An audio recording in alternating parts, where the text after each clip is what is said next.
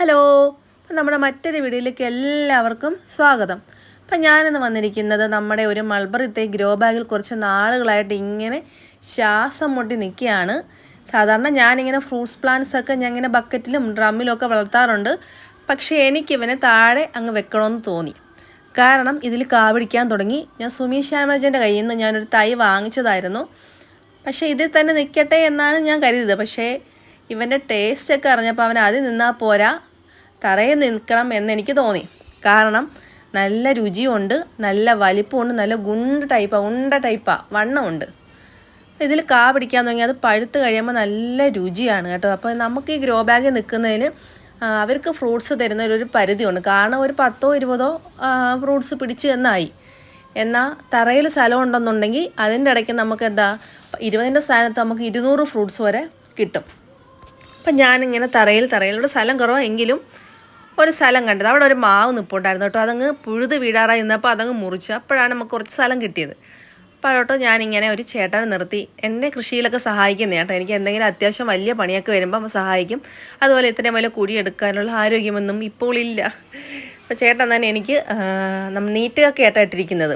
നീറ്റുകയൊക്കെ നേരത്തെ ഇട്ട് നട്ട മണ്ണാണ്. എങ്കിലും കുറച്ചുകൂടെ നീറ്റുകയൊക്കെയും അതിൻ്റെ കൂടെ വളമൊക്കെ അങ്ങ് മിക്സ് ചെയ്ത്, സാധാരണ കുമ്മായപ്പൊടിയുടെ കൂടെ വളം മിക്സ് ചെയ്യാറില്ല. പിന്നെ എനിക്ക് സമയക്കുറവൊക്കെ ഉള്ളതുകൊണ്ട് ഞാൻ അങ്ങനെ അങ്ങ് ചെയ്തു. കാരണം വലിയ തൈയല്ലേ, അത് അഴുകിയും കാര്യങ്ങളൊന്നും പോകത്തൊന്നുമില്ല.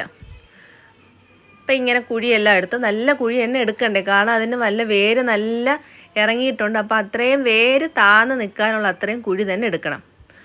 നല്ല രീതിയിൽ തന്നെ വളവും ചാണകപ്പൊടിയും എല്ലാം കൂടി ഇട്ട് നല്ല ഇളക്കിയ മണ്ണാണ്. പിന്നെ ബാഗ് ഇങ്ങനെ കീറാതെയാണ് തൈ എടുക്കുന്നത്. കാരണം നല്ല വിലയുള്ള ബാഗാണ്. അതുപോലെ നമുക്ക് പിന്നീട് ഉപയോഗിക്കാം. അത് ഇപ്പോഴൊന്നും കീറത്തില്ല, നല്ല കട്ടിയുള്ള ടൈപ്പാണ്. നമുക്ക് വേണമെങ്കിൽ ഇത് തന്നെ നിർത്താമായിരുന്നു. പിന്നെ എന്തായാലും നമുക്ക് താഴെ സ്ഥലമുള്ള പരമാവധി ഫ്രൂട്ട്സൊക്കെ എപ്പോഴും പിടിക്കുന്ന ഫ്രൂട്ട്സുകളുണ്ടല്ലോ. നമ്മൾ ഡ്രമ്മിൽ നമുക്ക് സ്ഥലമില്ലാത്തവർക്ക് അങ്ങനെ വെക്കാം. പക്ഷേ സ്ഥലമുള്ളവരാണെങ്കിൽ നമുക്ക് തറയിൽ തന്നെ വെക്കണം കേട്ടോ. നമുക്ക് ഒരുപാട് ഫലം കിട്ടുന്ന ഫ്രൂട്ട്സൊക്കെ ആണെങ്കിൽ.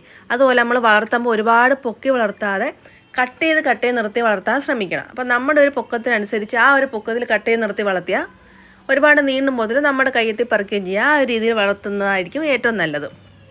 മാവൊക്കെയാണെങ്കിൽ നമുക്ക് അങ്ങനെ തന്നെ കട്ട് ചെയ്ത് നിർത്തി വളർത്താം. നമ്മുടെ കൈ എത്തുന്ന തരത്തിൽ ഇപ്പം മാമ്പഴമൊക്കെ പറിച്ചെടുക്കാം.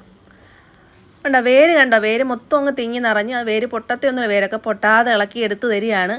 അപ്പോൾ അവ നല്ല കഷ്ടപ്പെട്ട് എന്ത് പറഞ്ഞാലും എനിക്ക് ചെയ്തു തരും. ജോലി കൃഷിപ്പണി എന്ത് പറഞ്ഞാലും.